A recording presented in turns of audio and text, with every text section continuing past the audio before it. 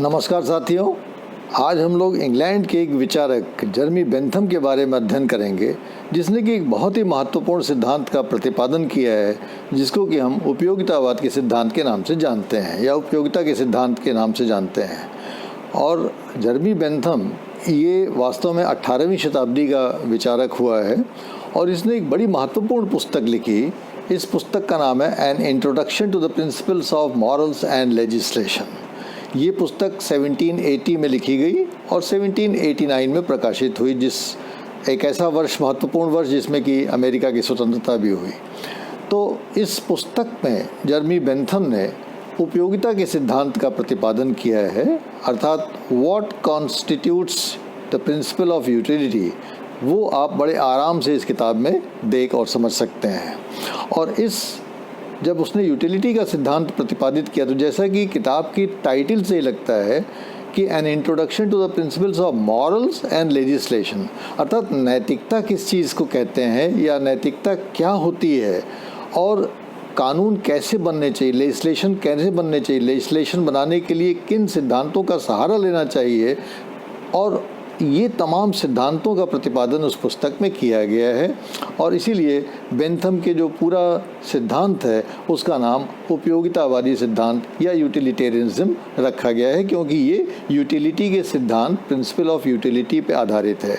आइए आज इसको हम लोग पहले समझने की कोशिश करते हैं कि बेंथम ने इसको उपयोगिता का सिद्धांत नाम क्यों दिया। लेकिन इसके पहले कि हम लोग ये समझें कि बेंथम ने इसे उपयोगिता के सिद्धांत का नाम क्यों दिया या हम लोग इसको उपयोगितावादी सिद्धांत क्यों कहते हैं, हमें ये बहुत समझने की ज़रूरत है कि बेंथम ने उपयोगिता या यूटिलिटी शब्द से उसका आशय क्या था। अगर आज की तारीख में हमसे और आपसे कोई पूछे कि भाई यूटिलिटी से आप क्या समझते हैं, तो हम लोग यही मानेंगे कि यूटिलिटी का मतलब होता है कोई ऐसी चीज़ जो हमारे जीवन में उपयोग में आए, हमारे दैनिक चर्या में उसका प्रयोग हो सके, जिससे कि हम अपने दायित्वों का ठीक से निर्वहन कर सकें। एक ऐसी चीज़ को हम उपयोगी वस्तु मानते हैं, जैसे कलम हमारे लिए एक उपयोगी वस्तु है, किताब हमारे लिए उपयोगी वस्तु है, लैपटॉप हमारे लिए एक उपयोगी वस्तु है, मोबाइल हमारे लिए एक उपयोगी वस्तु है। तो ये तमाम जो चीज़ें हैं वो हमारे दैनिक जीवन में काम आती हैं, जिससे कि हमारा जीवन चलता रहता है, उसको हम उपयोगी मानते हैं। लेकिन हम ऐसी चीज़ को उपयोगी नहीं मानते हैं जो केवल ऑर्नामेंटल हो, अर्थात जो केवल शोभा बढ़ाए हमारे घर की, है ना, या कोई जो चीज़ हमें रुचिकर लगे या पसंद आए, ऐसी चीज़ को हम उपयोगी नहीं मानते। या जो चीज़ हमें केवल सुख दे, तो ऐसी चीज़ों को हम उपयोगी नहीं मानते। कोई चीज़ हमें सुख दे सकती है लेकिन हमारे लिए वो किसी उपयोग की नहीं है, सुख दे के उसका काम खत्म हो जाता है। लेकिन जब बेंथम के केस में हम देखते हैं तो बेंथम तो बिल्कुल इसका विलोम सोचता है, अर्थात वो उन्हीं चीज़ों को उपयोगी मानता है जिसको कि हम नकार देते हैं। अर्थात वो उन चीज़ों को उपयोगी मानता है जो हमें सुख देती हैं, जो हमें रुचिकर लगती हैं। और इस प्रकार से जो बेंथम का अप्रोच है पूरा का पूरा उपयोगिता को, शब्द को परिभाषित करने का, वो हमारी और आपकी समझ से बिल्कुल उल्टा है, वो अलग है। और इसलिए अलग है कि वो उपयोगिता को ही गुड से कोरिलेट करता है, अर्थात वो ये कहता है कि वही चीज़ उपयोगी है जो कि सुख देती है, और जो चीज़ सुख देती है उसी चीज़ को हम अच्छा कह सकते हैं। बल्कि उसने ये भी कहा कि जो चीज़ सुख नहीं देती है, वो दुख देती है, उसको हम बुरा कहेंगे।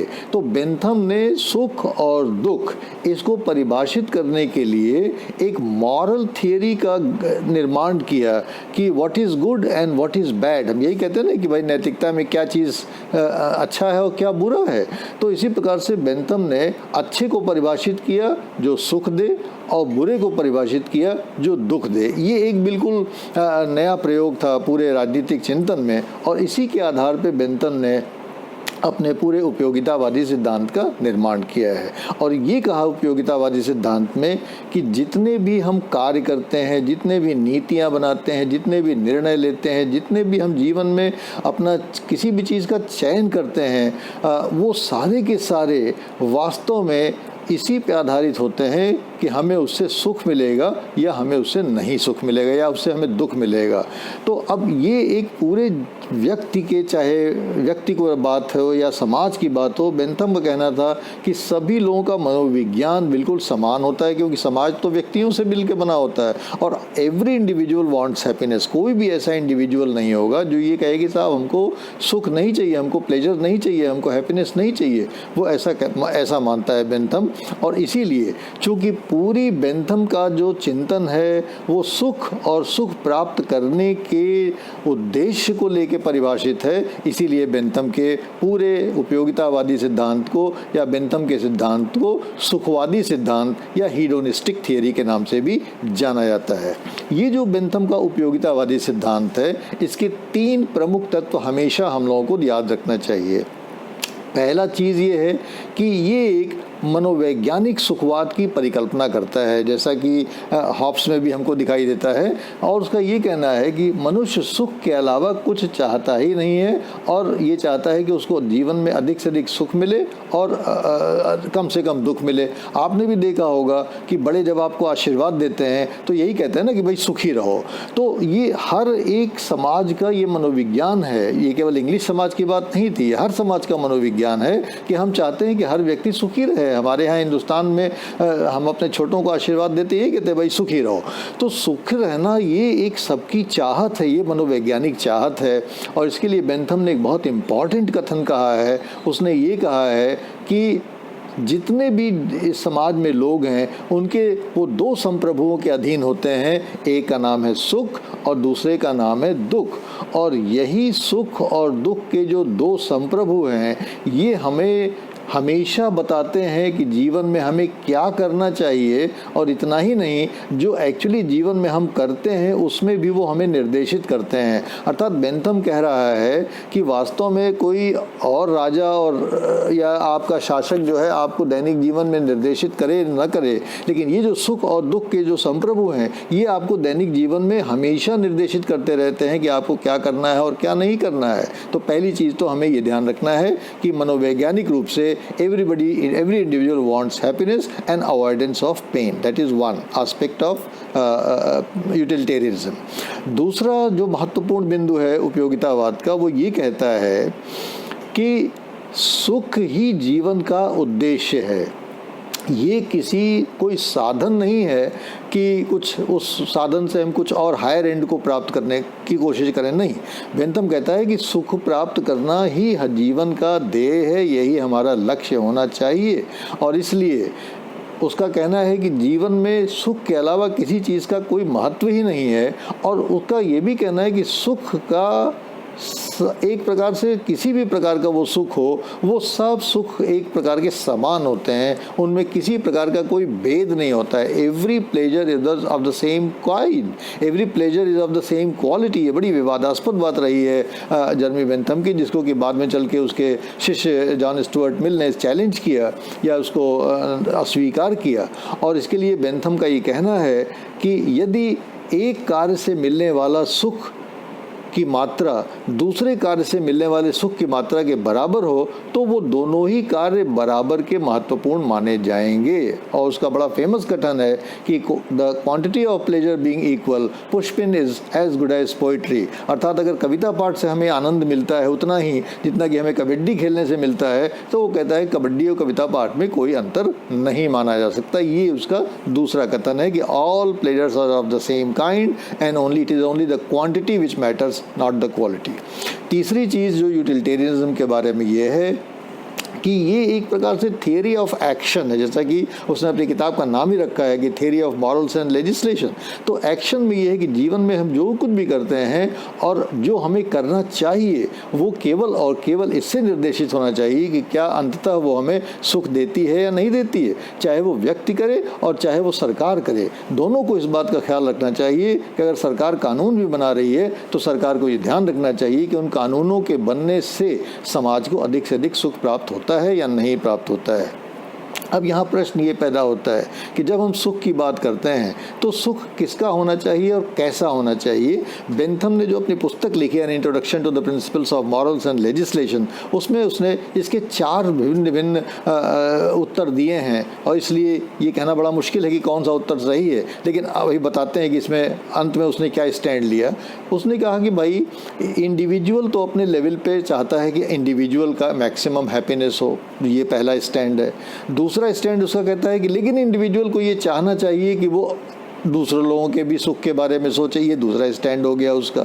तीसरा उसने ये कहा कि अधिक से अधिक लोगों का अधिक से अधिक सुख की तरफ हमको काम करना चाहिए। और चौथा स्टैंड उसने ये कहा कि अधिकतम संभव सुख की प्राप्ति के लिए हमें प्रयास करना चाहिए। इस प्रकार के शिफ्टिंग स्टैंड्स हमको बेंथम में दिखाई देते हैं, लेकिन बेसिकली जो अंत में बात निकल के आती है वो ये है कि बेंथम आपसे कह रहा है कि आपको वो कार्य करना है जो कि अधिक से अधिक लोगों का अधिक से अधिक सुख दे, greatest happiness of the greatest number. ये उसका फाइनल डिक्टम है बेंथम का कि अधिक से अधिक लोगों का अधिक से अधिक सुख प्राप्त करने वाला हमें काम करना चाहिए।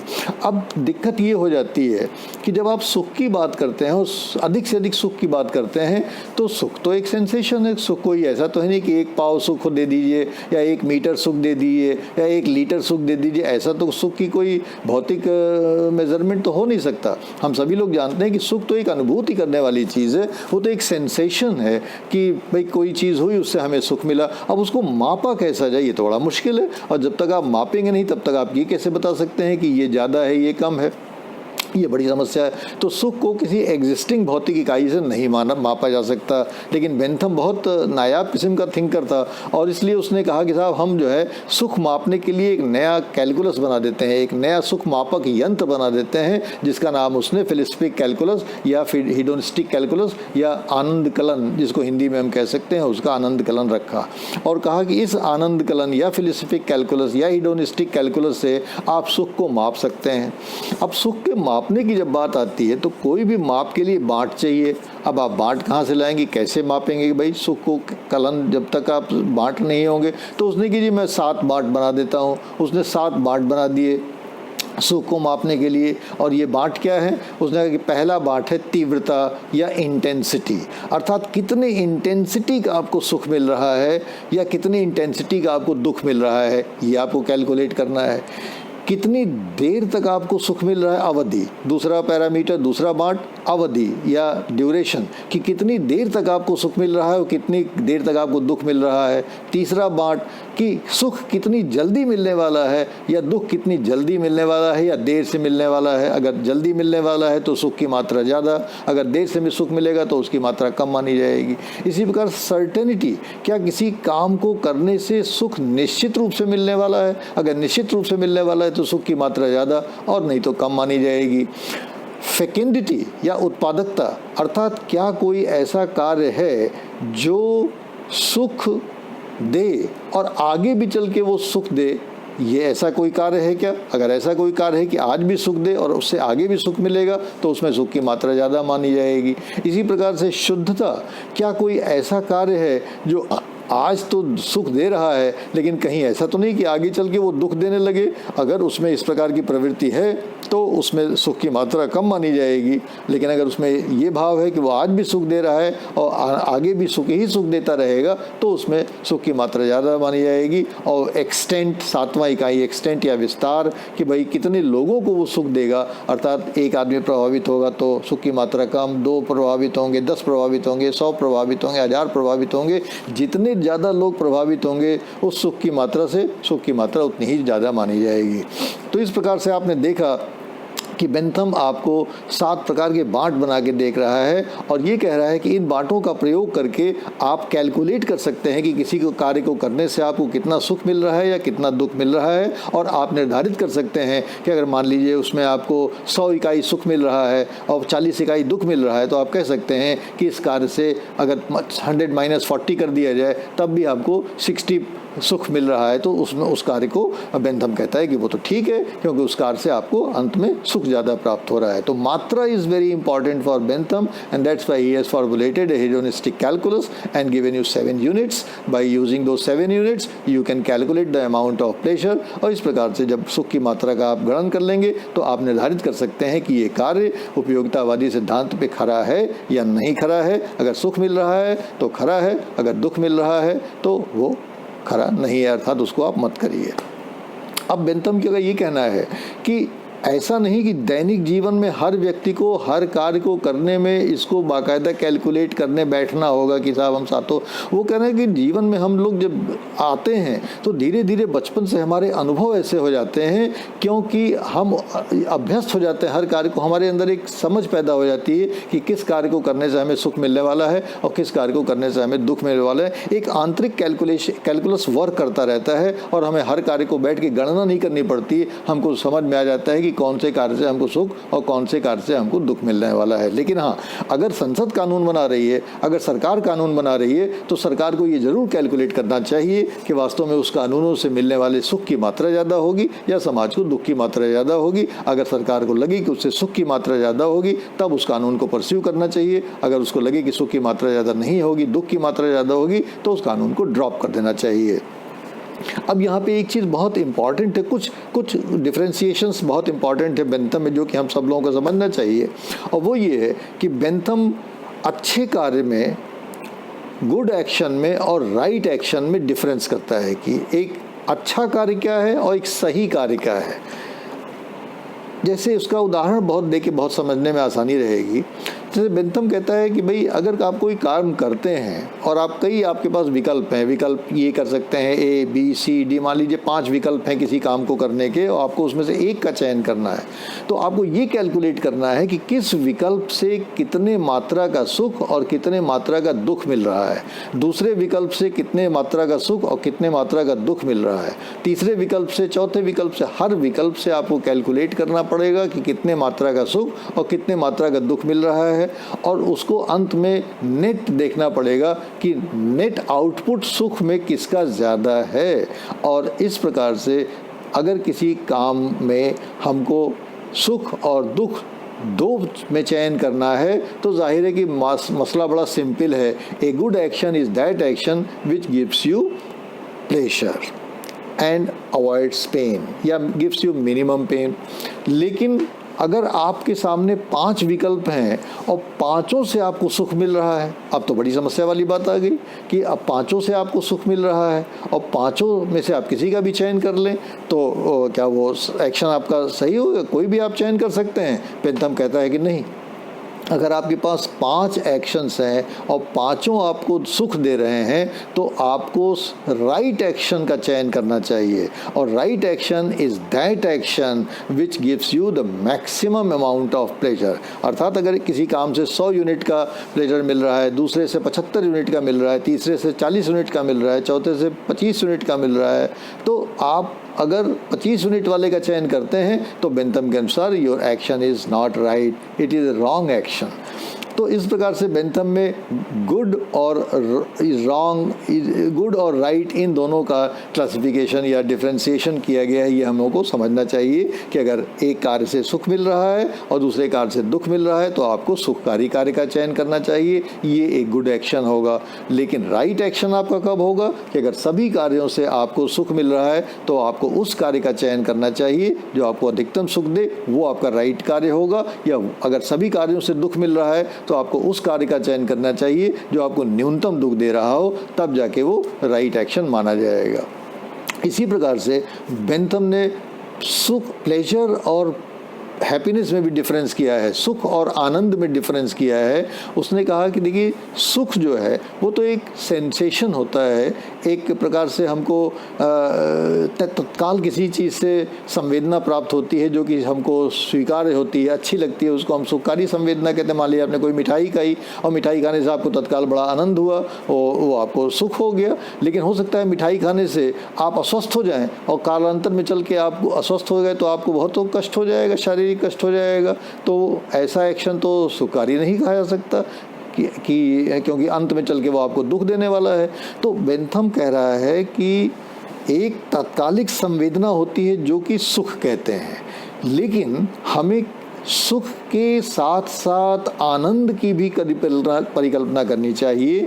अर्थात आनंद को उसने परिभाषित किया है कि आनंद जो है एक पैकेज है, अर्थात आनंद मन की एक स्थायी स्थिति है और आनंद प्राप्त करना अभीष्ट है, और आनंद के लिए हमें कुछ सुखकारी कार्यों का त्याग भी करना पड़ता है। जैसे हम लोग छात्र हैं, हमको सोने में मान लीजिए बड़ा आनंद आ रहा है, लेकिन सोने से अगर हमारी पढ़ाई प्रभावित हो गई, उससे हमारा सिलेक्शन प्रभावित हो गया, उससे हमारी डिवीजन प्रभावित हो गई, उससे हमारे अंक प्रभावित हो गए, तो वो तो दुखकारी हो जाएगा। तो अभी तो सोने में बड़ा मज़ा आ रहा है, लेकिन अंत में जब रिजल्ट आएगा तो मुँह लटक जाएगा, तब दुख होगा। तो ऐसे कार्य को बेंथम कहता है कि दैट्स नॉट राइट। तो उसने कहा कि ऐसे सुखों का चयन करना चाहिए जिससे कि अंत में आपको सुख ही मिले, अर्थात स्थायी रूप से सुख मिले, जिसको उसने हैप्पीनेस कहा है। और इस प्रकार से हमें हैप्पीनेस को टारगेट करना चाहिए, न कि हमें केवल प्लेजर को टारगेट करना चाहिए। तीसरा डिस्टिंक्शन बेंथम ने बहुत इंपॉर्टेंट बताया है कि किसी भी कार्य का जो उद्देश्य होता है और किसी भी कार्य का जो परिणाम होता है, मोटिव और इंटेंशन, इसमें मोटिव और कॉन्सिक्वेंसेस, इसमें कॉन्सिक्वेंस ज़्यादा इम्पॉर्टेंट होता है और परिणाम इसलिए ज़्यादा इम्पॉर्टेंट होता है कि आपका उद्देश्य कुछ भी अच्छा हो सकता है, लेकिन अगर उद्देश्य का परिणाम जो है दुखकारी आ गया तो उस उद्देश्य का हमें क्या करना। तो बेंथम कहता है कि आप परिणामों पे कंसंट्रेट करिए कि परिणाम आपके कार्य के कैसे आएंगे, सुखकारी आएंगे या नहीं आएंगे। और परिणामों में वो दो प्रकार के परिणामों की परिकल्पना करता है, एक प्रारंभिक परिणाम की परिकल्पना करता है और एक सेकेंडरी परिणाम की, एक प्राइमरी परिणाम और एक सेकेंडरी परिणाम की परिकल्पना करता है। और वो कहता है कि प्राइमरी परिणाम का मतलब होता है जो कर्ता को ही प्रभावित करता है, और सेकेंडरी परिणाम का मतलब होता है जो समाज को प्रभावित करता है। और जो चीज़ समाज को प्रभावित करती है, ज़्यादा लोगों को प्रभावित करती है, वो ज़्यादा महत्वपूर्ण होगी। उदाहरण उसने एक बहुत उसको समझ सकते हैं हम लोग कि मान लीजिए कोई व्यक्ति रिक्शे से स्टेशन जा रहा है और रास्ते में स्टेशन पे जाते समय उसका सामान किसी ने छीन लिया, तो उसके सामान का नुकसान हुआ, उसको जो कष्ट हुआ उससे वो उस प्राइमरी उसको दुख हुआ या प्राइमरी कष्ट हुआ, उसको प्राइमरी कॉन्सिक्वेंस कहेगा बेंथम। लेकिन अगले दिन जब अखबार में छपेगा कि साहब फलाना आदमी का सामान स्टेशन जाते समय छीन लिया किसी ने, तो जितने भी लोग अखबार पढ़ेंगे और उन सब के मन में एक भय समाया आएगा कि कहीं ऐसा ना हो कि हम भी स्टेशन जाएं और हमारा भी सामान छीन जाए। तो एक आदमी का जो नुकसान हुआ, वो उसको जो दुख हुआ वो प्राइमरी हुआ, उसकी मात्रा कम हुई, लेकिन उसकी वजह से जो सेकेंडरी कॉन्सिक्वेंस हुआ कि लाखों लोगों ने उस समाचार को पढ़ा और उनको जो दुख या उनको चिंता हुई, उससे जो उनको दुख हुआ वो बहुत ज़्यादा उसका अमाउंट माना जाएगा। तो बेंथम के लिए ये सेकेंडरी कॉन्सिक्वेंस भी बहुत इंपॉर्टेंट है। तो इस प्रकार से बेंथम के लिए जो प्लेजर और हैप्पीनेस का डिफरेंशिएशन है, गुड और राइट का डिफरेंशिएशन है, मोटिव और कॉन्सिक्वेंसेस का डिफरेंशिएशन है, ये सब भी अकाउंट फॉर करके वो अपने प्लेजर की, किसी भी कार्य के प्लेजर की मात्रा की गणना करता है। लेकिन अल्टीमेटली बेंथम को मतलब इस बात से है कि अंत में कितना सुख आपको मिलेगा। अगर सुख की मात्रा आपको ज़्यादा मिलेगी तो आपका काम गुड है, आपका काम अच्छा है, आपका काम सुखकारी है, और यही बेंथम का अभीष्ट है। इसलिए बेंथम का संदेश ये है कि आप वही काम करें जो कि आपको और समाज के अधिक से अधिक लोगों को अधिक से अधिक सुख प्रदान करे। उस कामों से बचें जो आपको भी और समाज के लोगों को भी दुख देता हो। ये वास्तव में इसकी बहुत सारी त्रुटियां हैं, बहुत सारी कमियां हैं, लेकिन एक ऑपरेटिंग नॉर्म के रूप में फिर भी ये आज बहुत ही एक प्रकार से स्वागत योग्य सिद्धांत है। क्योंकि वास्तव में अगर हम ऐसा सोच भी सकें, आज हम लोग इतने आत्म केंद्रित हो गए हैं कि हम केवल अपने सुख के बारे में सोचते हैं। कायदे से तो हमें सर्व सुख के बारे में सोचना चाहिए, सबके सुख के बारे में सोचना चाहिए, लेकिन अगर वो संभव ना हो तो कम से कम एक सेकंड बेस्ट के रूप में हमें ये ज़रूर सोचना चाहिए कि अधिक से अधिक लोगों को हम कैसे अधिक से अधिक सुखी बना सकते हैं। अगर इसका हम पालन कर सके तो वास्तव में आज भी ज़िंदगी बहुत खूबसूरत हो सकती है। Thank you very much.